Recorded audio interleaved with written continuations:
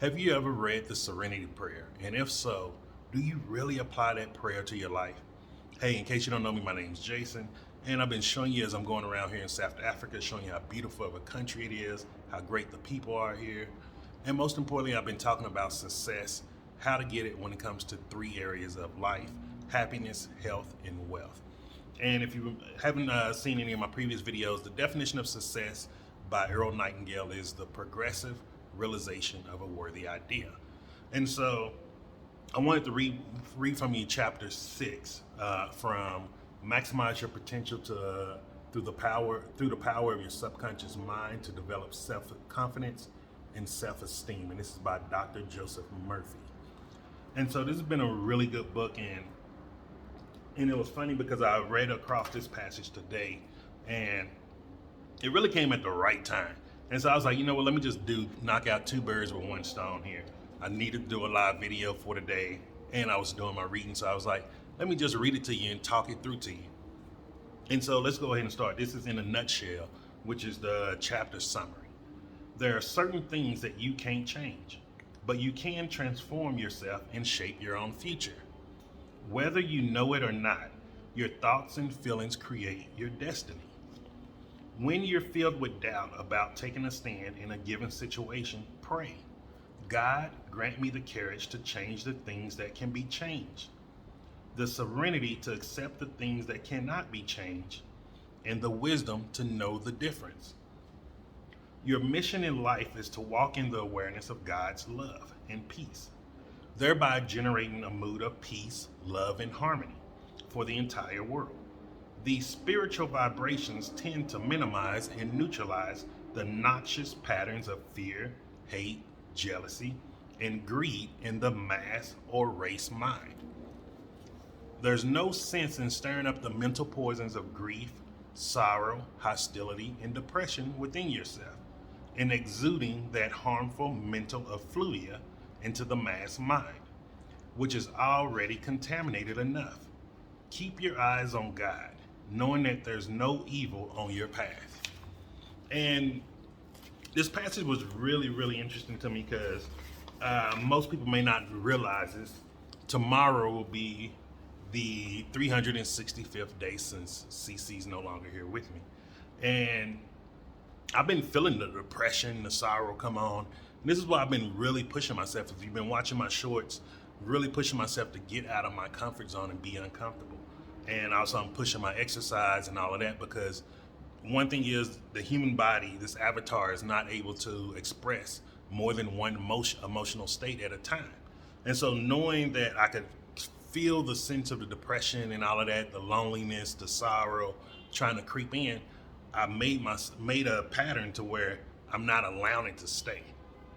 And that's one of the things, like especially with yesterday going and doing the Brazilian Jiu-Jitsu, it was very freeing, and it like made the depression go away. Like nobody probably knew I was depressed in there. However, I was depressed because I knew it's been a countdown for me of like, okay, man, this day, tomorrow is coming. You know, like the old saying, winter is coming. Like, and I was like, man, January 23rd is coming.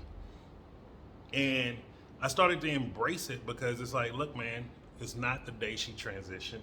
This is just something, I don't know if tomorrow's really January 23rd. I didn't make the calendar, so who can say it is or if it isn't? And it really doesn't matter because it's not going to bring her back being depressed, being sad, and, you know, bringing up all of those miserable feelings. All it is projecting that type of energy towards people, and most likely anybody that I come in contact with, if I'm sour and depressed and sad and all of that, it's going to ruin their fucking day too. And I think that's what it really means here when it talks about the greed in the mass or race mind. Like, we do have this mass consciousness where people feel like they need to share bad news all the time. But people don't want to talk about the good days. They don't want to talk about the good things that happen in their day. But hey, let me call you and tell you about how my boss was an asshole, or let me just call you and tell you about how this person in traffic driving stupid even though I'm on the phone driving in traffic. You know, like, we can talk about other things. We can talk about the good things that's happening in our day. Like, did you have a great lunch? Did someone just make your day, gave you a nice compliment? Did someone open the door for you? Did you, like yesterday, Yesterday I was sitting across from where I live, because the weekends here in CBD, man, are the best. Like, especially after 5 p.m., no one's on the street. Very few people on the street unless they live. You know, the people that's on the street usually live out here because everybody who's commuting they're out of the CBD. And so yesterday, while I was just sitting smoking a joint, and then it was just, you saw this dad walking with his kid, and the kid was playing with the keys to the house, and really beautiful. Then he said, "Hey, there's mom, there's mommy," and the kid just lit up, like his eye just lit up, like he just saw like a bucket full of gold or something. And it was such a beautiful thing. Like, I was so grateful to experience that moment. Like, it was a beautiful freaking moment, man. Like, seeing this child recognize his mother and just run into her. And we're talking about this baby. The baby was probably maybe 3 or 4, like very, very young. And it was just a beautiful thing, a very heartwarming thing. And like, I was just so grateful when I saw it. It just brought a smile on my face. And I wasn't even thinking about Monday coming up. Like, I was so happy to see that moment. And like, I'm happy to share that type of moment with you too. Like, we have to start realizing, like, there's beautiful things happening around us all day. We just got to open our eyes and start seeing them. Like, one of the things here, like I try to tell a lot of people, like, CBD isn't as dangerous as people think it is. It's nowhere near as dangerous as people think it is. There's a lot of great people out here in CBD. There's a lot of hardworking people out here in CBD. And it is a little bit of a disrespect when people are just like, oh, it's the hood, it's the ghetto, it's dangerous out there. There's some really great freaking people out here, man. And like here just in my apartment building, like it was funny, a guy yesterday, last story, he came up to me, he was like, hey man, have you seen this guy? I can't remember what apartment he in, but he said colored. And once he said colored, I'm like, colored? I'm like, okay, so he gotta be light skinned, I think. I'm like, okay, is there a light-skinned dude in the building? Have I seen a light-skinned guy? And so me and him he kept asking, I was like, hey, I gotta be real with you, man. As soon as you said colored, my mind just went blank. I'm trying to figure out who's a colored in here. And he just started laughing because he forgot that I'm from America. So for me, the word colored, it doesn't have the same image as the word here. And so it's like, it's just those funny moments, man. Like, there's really great people out here. There's really good people. And I think one of the reasons why I noticed kind of in my walk today that why people don't realize how good of people there are out here, people don't speak. People don't talk anymore. People don't just say good morning. Like, even with me walking by certain people and just saying good morning to some guys sitting on the bench, it kind of took them a shock, like, oh wow, he's speaking to me. And it's like, we got to get back to speaking, man. We got to start realizing, like, hey, if you want a good day for yourself, maybe you should wish good for the next person. Like, we can't just keep walking like we're the center of the universe. Other people matter too. We're in this world together, so we might as well try to make it as good or great together. And like this, I'm gonna study this chapter for a while because it's really true when he's talking about there's no sense in stirring up the mental poisons of grief, sorrow, hostility, and depression within yourself. Like, really think about it. When was the last time something positive could have happened for you?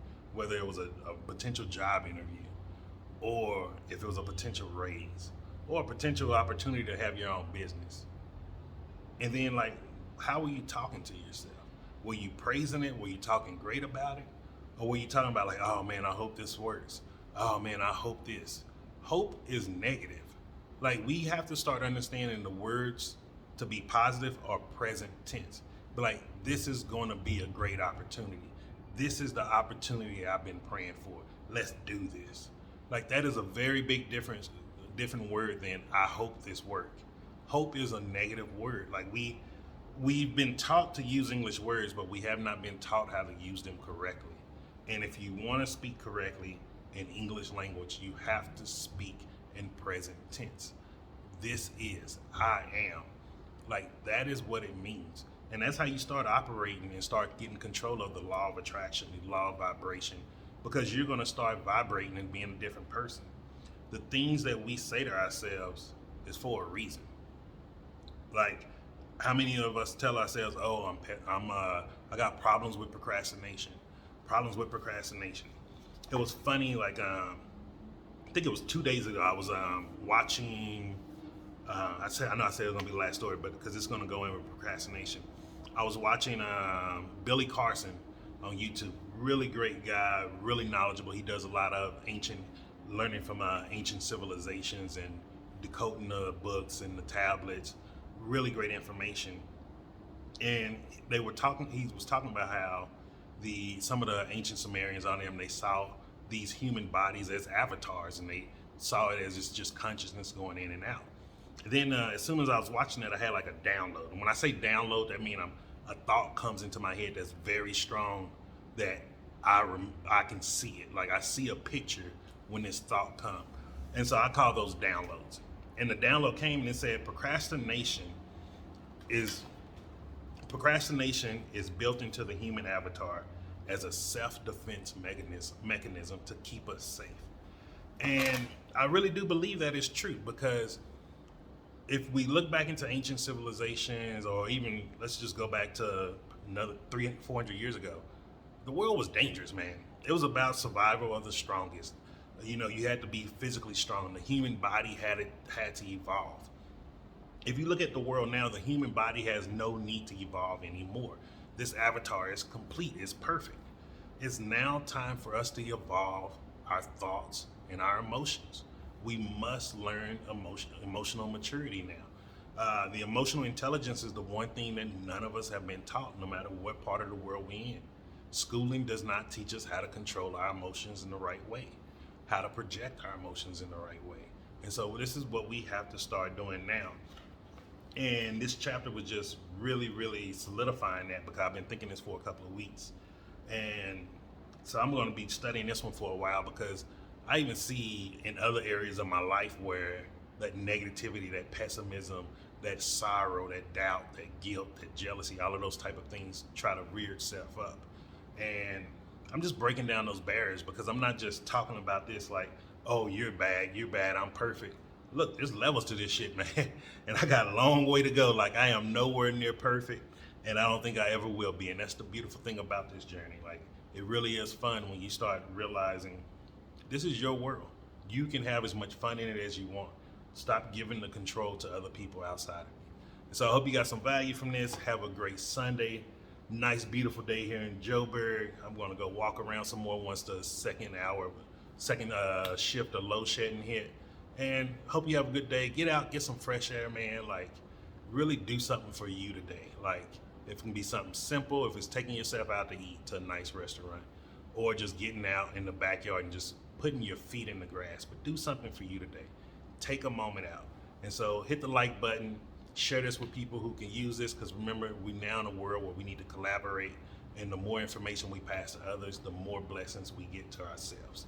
And so have a great Sunday, and I'll see you tomorrow.